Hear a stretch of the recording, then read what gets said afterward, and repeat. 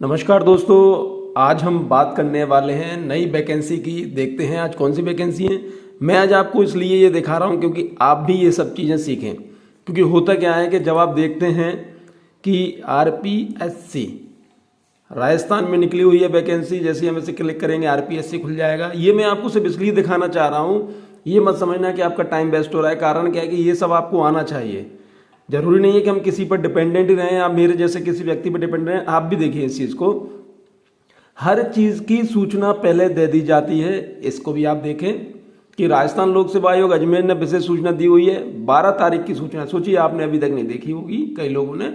आयोग कार्यालय अजमेर में प्राप्त सभी आरटीआई आवेदन दिनांक 1/1/2024 से केवल ऑनलाइन माध्यम से स्वीकार किए जा रहे हैं। दिनांक 31/12/2023 के पश्चात प्राप्त ऑफलाइन आरटीआई आवेदनों पर कोई कार्रवाई नहीं की जाएगी। कई बार हमें क्या लगता है कि हमें इस चीज़ की ज़रूरत नहीं है इसलिए हम नहीं पढ़ते। नहीं, यदि आप स्टूडेंट्स हैं और आप पढ़ाई कर रहे हैं, तैयारी कर रहे हैं किसी की, तो आप इनको भी पढ़िए।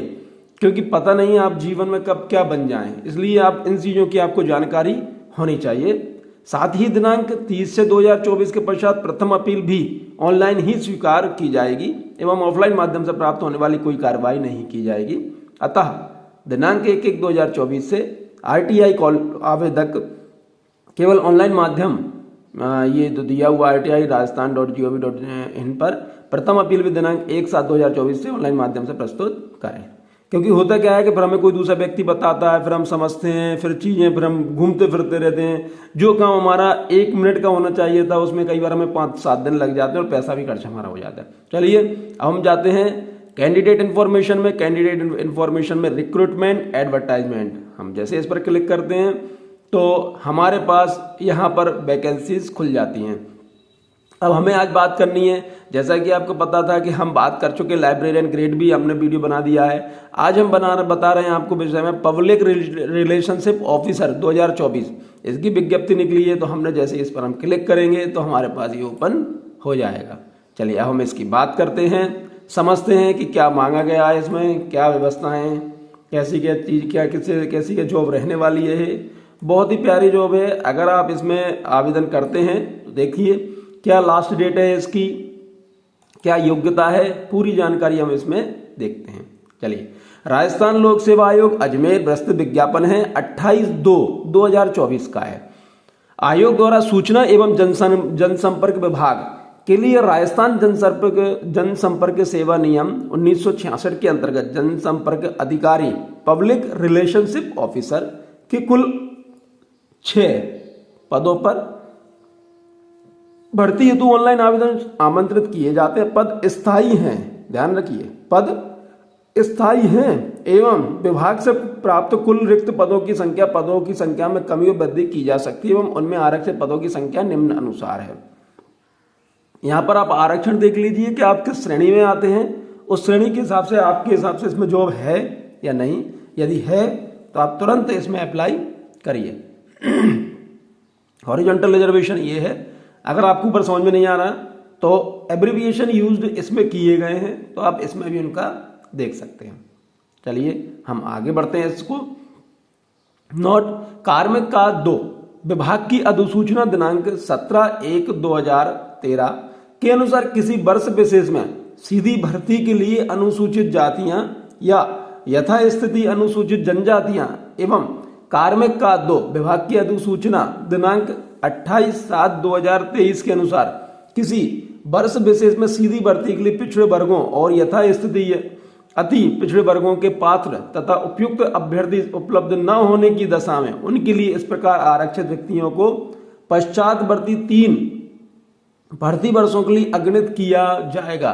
3 भर्ती वर्षों की समाप्ति के पश्चात ऐसी अगणित की गई रिक्तियां सामान्य प्रक्रिया के अनुसार भरी जाएंगी। 3 वर्षों तक उन्हें आगे बढ़ाया जाएगा, उसका सामान्य प्रक्रिया के अनुसार भरा जाएगा। परंतु यदि किसी भर्ती वर्ष में भर्ती नहीं की जाती है तो ऐसे भर्ती वर्ष को इस नियम के प्रयोजन के लिए संगणित नहीं किया जाएगा, नहीं गिना जाएगा। परंतु यह और कि इस उपनियम के अधीन सामान्य प्रक्रिया अनुसार रिक्तियों को भरा जाना पद आधारित रोस्टर के अनुसार पदों के आरक्षण को प्रभावित नहीं करेगा और रोस्टर में आरक्षित पदों पर उपलब्ध रिक्तियों को अनुसूचित जातियां या यथास्थिति अनुसूचित जनजातियों पिछड़े वर्गों और यथास्थिति अति पिछड़े वर्गों के व्यक्तियों में से भरा जा सकेगा, जिनके लिए ऐसी रिक्त पश्चातवर्ती वर्षों में उपलब्ध हों। राजस्थान राज्य के आर्थिक रूप से कमजोर वर्ग ईडब्ल्यूएस के लिए आरक्षित पदों हेतु पात्र एवं उपयुक्त अभ्यर्थी उपलब्ध नहीं होने पर इन पदों को नियमानुसार सामान्य प्रक्रिया से भरा जा सकेगा। कुल मिलाकर हम अगर इस चीज को समझें तो ये कहना चाह रहे हैं कि आपके लिए जो भी पद आरक्षित है, अगर उस पद पर लोग नहीं आते हैं उस श्रेणी के, तो उसको सामान्य प्रक्रिया से भरा जाएगा। बाकी आप इसमें पढ़ लीजिए।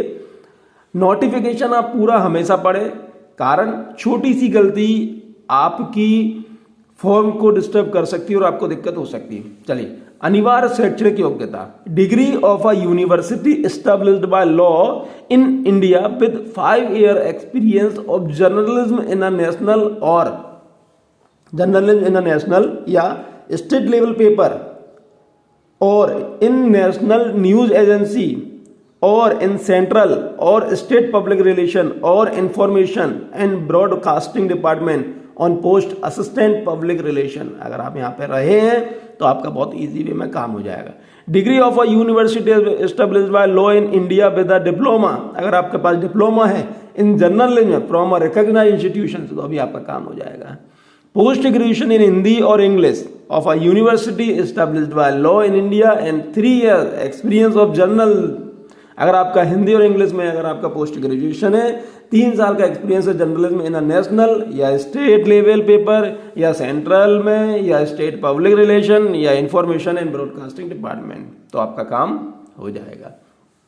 बहुत बढ़िया है, बहुत ही बढ़िया वैकेंसी रहती है ये। आप मतलब आप जब देखेंगे, आप पता करेंगे इसके विषय में, तो दिस इज, हम कह सकते हैं कि this is a dream job. कई लोगों की ड्रीम जॉब होती है। Working knowledge of Hindi written in Devanagari script and knowledge of Rajasthani culture, ये तो हमेशा मांगेंगे ही।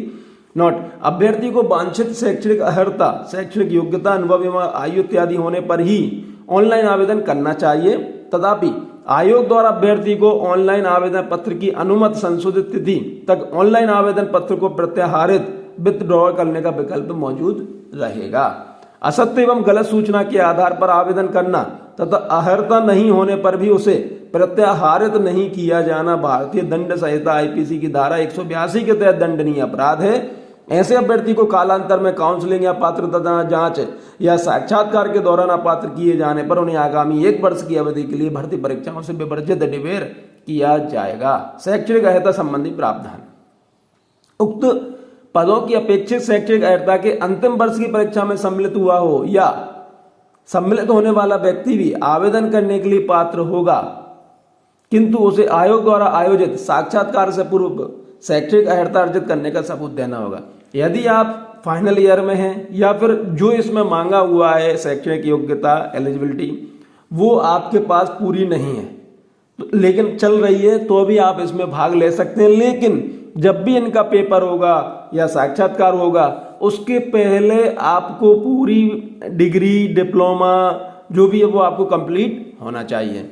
नोट, उक्त पद हेतु वांछित उपयुक्त शैक्षणिक योग्यता के साथ जहां अनुभव निर्धारित या आवश्यक है, वहां शैक्षणिक योग्यता के अंतिम वर्ष में सम्मिलित होने वाला व्यक्ति उक्त प्रावधान लागू नहीं होगा तथा शैक्षणिक अर्हता प्राप्त करने के पश्चात वांछित अनुभव आवेदन पत्र प्राप्ति की अंतिम दिनांक तक प्राप्त होना आवश्यक है।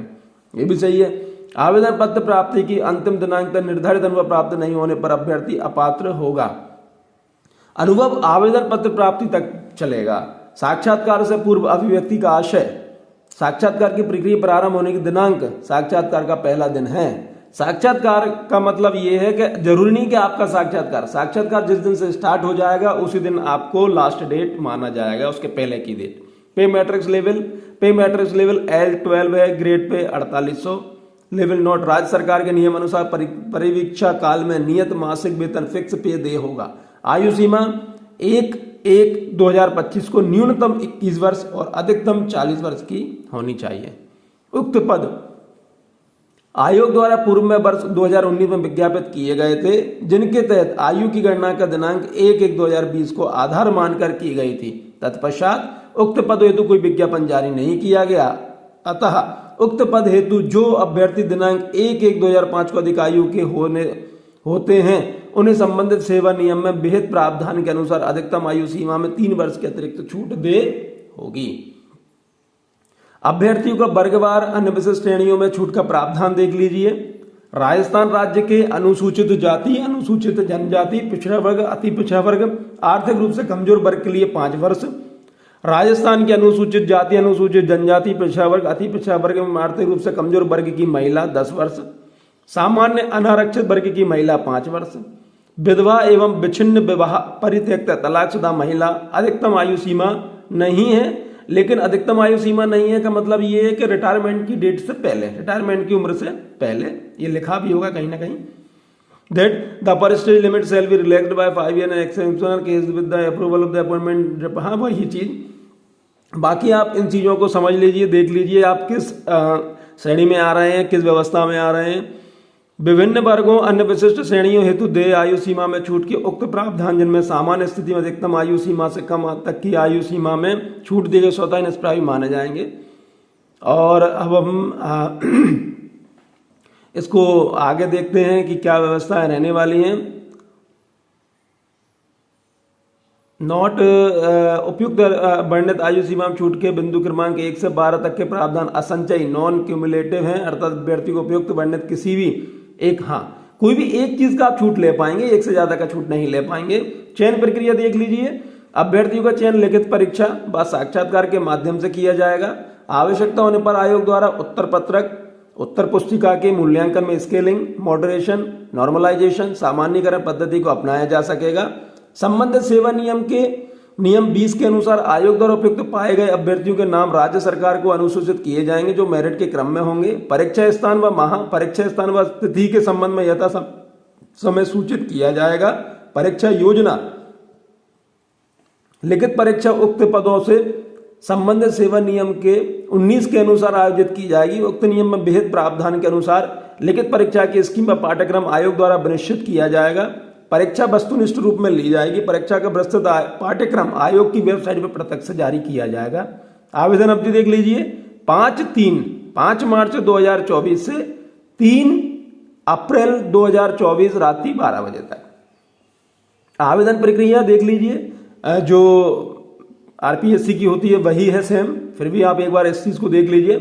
उक्त पद हेतु ऑनलाइन आवेदन पत्र भरने से पूर्व सर्वप्रथम अभ्यर्थी को आयोग की वेबसाइट rpsc.rajasthan.gov.in पर उपलब्ध ऑनलाइन आवेदन पत्र भरने के संबंध में दिए गए दिशा निर्देश, इंस्ट्रक्शन ऑफ एप्लीकेंट्स, प्रस्तुत विज्ञापन जो हम पढ़ रहे हैं एवं संबंधित सेवा नियम का अध्ययन आवश्यक रूप से कर लेने। देखिए, हमेशा मैं आपसे एक बात बोलता हूं कि एक बार आपको पूरा इंस्ट्रक्शन पढ़ लेना चाहिए, बिल्कुल आराम से, तसल्ली से। यदि आप नहीं पढ़ते हैं तो आपकी छोटी सी गलती, मेरे पास ऐसे कई सारे एग्जाम्पल हैं कि सर हमारी एक गलती हो गई थी, उसके वजह से हम फॉर्म नहीं भर पाए, ये हो गया या वो हो गया। इसलिए आप सबसे पहले फॉर्म पढ़ लें, आवेदन ये पढ़ लें आप सबसे पहले विज्ञापन। उसके बाद जैसे ही आपको पता लगती है कि आज मान लो आपने वीडियो देखा और आज आपको पता लग गई, तो कोशिश करें कि आज में ही आप फॉर्म भर दें। अन्यथा आप सोचते हैं कल भर देंगे, कल करते करते करते लास्ट डेट आ जाती है। जैसे आज एक जॉब की लास्ट डेट है, मेरे पास सुबह ही से मतलब जो मुझे जानते हैं व्यक्तिगत तौर पे उनके फोन आ गए कि सर आज लास्ट डेट है, क्या करें। भाई क्या करना नहीं है, आपको फॉर्म भरना है, सिंपल सा काम है। विज्ञापन का ही भाग है, हिस्सा माना जाएगा। ऑनलाइन आवेदन करने के लिए अभ्यर्थी को आयोग की वेबसाइट rpsc.rajasthan.gov.in पर उपलब्ध अप्लाई ऑनलाइन लिंक को क्लिक कर अथवा एसएसओ पोर्टल sso.rajasthan.gov पे लॉग इन कर सिटीजन एप्स G2C में उपलब्ध रिक्रूटमेंट पोर्टल का चयन कर ऑनलाइन रजिस्ट्रेशन OTR करना होगा। प्रथम बार ऑनलाइन वन टाइम रजिस्ट्रेशन करने हेतु अभ्यर्थी के पास पिता का नाम, जन्मतिथि, लिंग, सेकेंडरी, समकक्ष परीक्षा एवं Aadhaar card, PAN card, voter card, driving licence ID में से किसी एक आईडी प्रूफ के विवरणों का इंदिराज डॉक्यूमेंट अपलोड करने अनिवार्य होंगे। जिन अभ्यर्थी द्वारा पूर्व में OTR किया जा चुका है वे अभ्यर्थी एसएसओ पोर्टल से लॉगिन कर सिटीजन ऐप से G2C में उपलब्ध रिक्रूटमेंट पोर्टल का चयन कर अपने OTR नंबर संख्या के आधार पर ऑनलाइन आवेदन करें।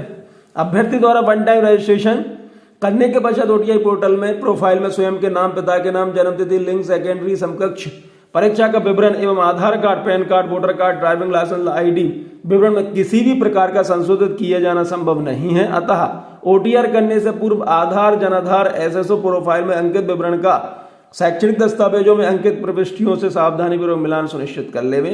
यदि इसमें कोई अंतर है तो जनाधार कार्ड, आधार कार्ड, SSO ID की प्रविष्टियों में आवश्यक संशोधन कराने के पश्चात UTI पंजीयन व आवेदन फॉर्म भरने की कार्यवाही करें।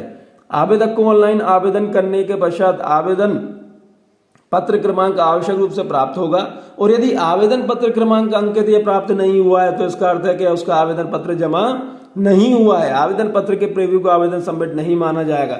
जब आप आवेदन कर रहे हो तो आवेदन क्रमांक आपको आवश्यक रूप से प्राप्त करना है, और यदि आपको वो प्राप्त नहीं हुआ है तो इसका मतलब है कि अभी आपका फॉर्म पूरा नहीं भरा हुआ है। आवेदक को ऑनलाइन आवेदन करते समय अगर किसी की कोई समस्या हो तो रिक्रूटमेंट पोर्टल पर दिए गए हेल्प डेस्क नंबर ईमेल पर संपर्क कर सकते हैं आप।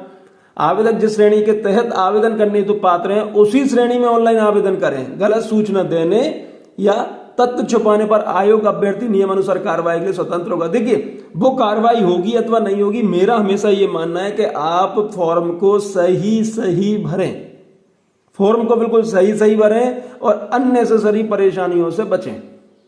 राजस्थान राज्य के पिछड़ा वर्ग, अति पिछड़ा वर्ग की क्रीमी लेयर श्रेणी के आवेदक तथा राजस्थान राज्य से भिन्न राज्यों के अनुसूचित जाति, जनजाति, अनुसूचित पिछड़ा वर्ग, अति पिछड़ा वर्ग, आर्थिक रूप से कमजोर वर्ग के आवेदन सामान्य वर्ग के अंतर्गत आते हैं, अतः ऐसे आवेदकों को सामान्य वर्ग के अंतर्गत ही आवेदन करना होगा। यदि आप राजस्थान के अलावा किसी दूसरे राज्य के रहवासी हैं और आप इसमें फॉर्म भरना चाहते हैं और आप SC, ST, OBC ये अन्य आरक्षण श्रेणी में आते हैं तो आपको यहां पर सामान्य श्रेणी में ही गिना जाएगा। तो आवेदन आप इस प्रकार से करें कि आप सामान्य श्रेणी के हैं।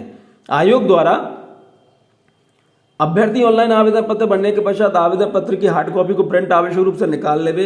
आपने जो फॉर्म भर दिया उसका प्रिंट आप आवश्यक रूप से अपने पास रख लें। आयोग द्वारा अभ्यर्थी से उक्त प्रक्रिया अनुसार ऑनलाइन आवेदन पत्र भरने की अतिरिक्त किसी परिस्थिति में किसी प्रकार का कोई ऑनलाइन या ऑफलाइन हाथ से भरा हुआ आवेदन पत्र स्वीकार नहीं किया जाएगा।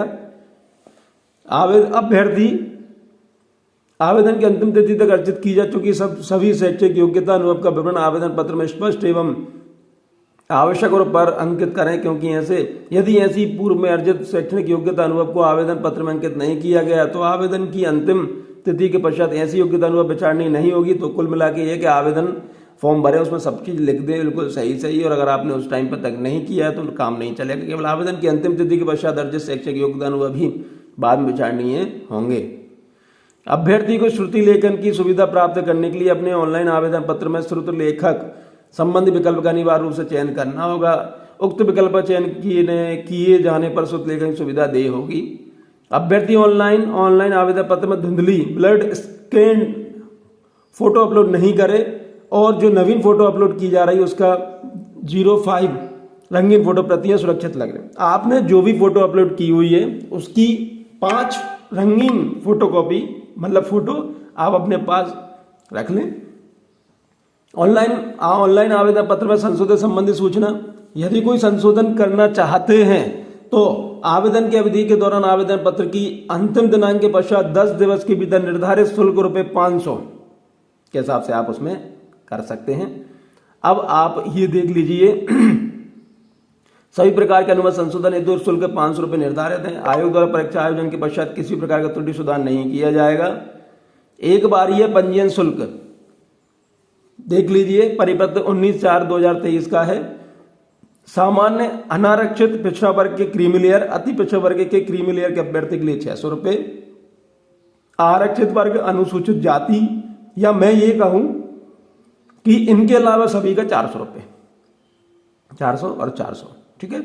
विशेष योग्यजन दिव्यांगजन अभ्यर्थी को श्रुति लेखक क्षतिपूरक समय उपलब्ध करवाने जाने के संबंध में विशेष निर्देश, ये आप आपके हिसाब से देख लीजिए कि क्या व्यवस्था है कि अभ्यर्थी द्वारा ऑनलाइन आवेदन पत्र में दिव्यांगजन विशेष योग्यजन श्रेणी भरे जाने तथा श्रुत लेखक संबंधी विकल्प का चयन किए जाने का अभिप्राय यह नहीं है कि वे श्रुत लेखक की सुविधा प्राप्त करने के लिए वे पात्र योग्य है। श्रुत लेखक की सुविधा प्राप्त करने के लिए अभ्यर्थी को आयोग द्वारा जारी दिशा निर्देशों की पालना किया जाना आवश्यक है, अन्यथा अभ्यर्थी श्रुत लेखक की सुविधा दे नहीं होगी। आप इसको ध्यान से पढ़ लीजिए।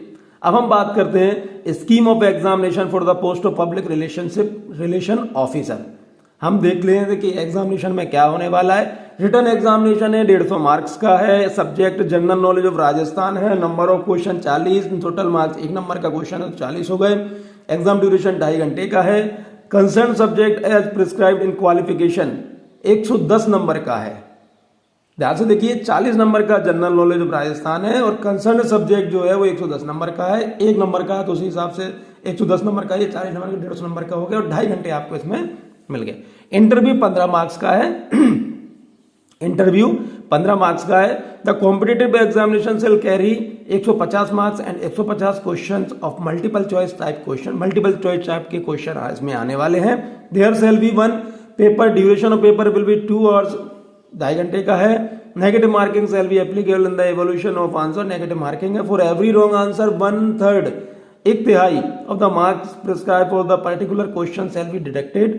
Explanation, wrong answer shall mean incorrect answer और मल्टीपल आंसर। रॉन्ग आंसर का मतलब है कि अगर आपने गलत आंसर किया है तो, या फिर आपने 1 से 2 आंसर लिखे हैं तो।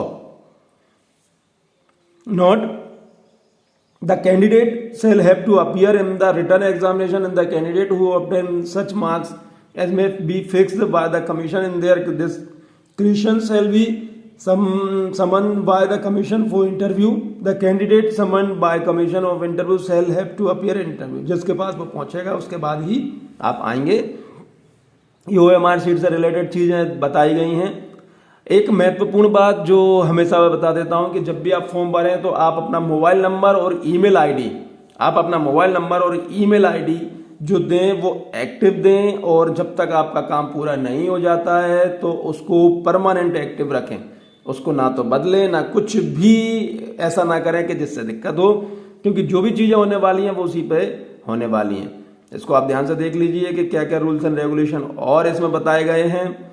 प्रमाण पत्रों का सत्यापन आपको करना है। ये जितने भी प्रमाण पत्र आपसे मांगे गए हैं उन सबका सत्यापन आपको करना है। ये आप पढ़ लीजिए, भूतपूर्व सैनिकों के संबंध में प्रावधान देख लीजिए, और ये देख लीजिए कि 1/6/2002 को या उसके पश्चात 2 से अधिक बच्चे संतानों सेवा में नियुक्ति के लिए पात्र नहीं होगा। इस चीज का भी आप ध्यान से देख लीजिए। कौन पात्र होगा कौन नहीं होगा इसका भी है, कौन पात्र नहीं होगा उसकी भी व्यवस्था बताई गई है। आवेदन पत्र में गलत, त्रुटिपूर्ण सूचना, पूर्ण आवेदन पत्र नहीं भरने के संबंध में विशेष निर्देश, विशेष नोट आप देख लीजिए। चलिए यहाँ पर अब आपको अनुभव प्रमाण पत्र का प्रारूप, जो अनुभव मांगा हुआ है इसमें उसका प्रारूप क्या रहने वाला है वो आप देख लीजिए। अनुभव प्रमाण पत्र का प्रारूप जिस किसी से भी संबंधित है, विभाग, कार्यालय, संस्था, समाचार पत्र, समाचार एजेंसी का नाम, मैं पूर्ण पता, आप जिस जगह भी काम करते थे उसका नाम और पूरा पता, फोन नंबर पर ईमेल आईडी उसका आएगा, आपका नहीं आएगा। पत्रावली संख्या, मैं प्रेषण क्रमांक जो होगा वो, दिनांक, समाचार एजेंसी का पंजीकरण करने वाली संस्था का नाम, पंजीकरण संख्या एवं दिनांक, पंजीकरण वैधता दिनांक। कार्यालय अभिलेख रिकॉर्ड के आधार पर यह प्रमाणित किया जाता है कि श्री, श्रीमती, सुश्री जो नाम है आपका वो पिता है, पति का नाम, जन्म तिथि आपकी, इस विभाग, संस्था, समाचार पत्र, समाचार एजेंसी के में प्रथम नियुक्त दिनांक दिस इससे निम्न पदों पर कार्यरत रहे, कार्यरत थे जिसका विवरण निम्न अनुसार है। पद का नाम, पद स्थापना, स्थान, अवधि कब से कब तक, वेतन आपका कितना तक, किए गए कार्य का आपका विवरण, योग आ जाएगा, वर्ष टोटल आ जाएंगे यहाँ पे, श्री, श्रीमती, सुश्री, नाम, दिनांक आ जाएगी, कब से कब तक, कुल वर्ष इतने, माह इतने, दिन इतने तक का जो भी आपका अनुभव अच्छा रहा, अनुभव रखते हैं। सक्षम अधिकारी के दिनांक के हस्ताक्षर में सील। देखिए जो आपसे कहा जाए वो बिल्कुल आपको करना ही है, जो लागू ना उसे काट देवे, उक्त के अतिरिक्त पूर्व प्रविष्टि करें। तो इस प्रकार आपका फॉर्म भरा हो जाएगा। और इस वीडियो के माध्यम से यदि आपको इस जॉब की जानकारी लगी और आपका इसमें सिलेक्शन हो जाए तो प्लीज़ आप हमें कमेंट्स करके जरूर बताएं, जिससे हम भी आपको शुभकामनाएं प्रेषित कर सकें। चलिए बहुत बहुत धन्यवाद, थैंक यू।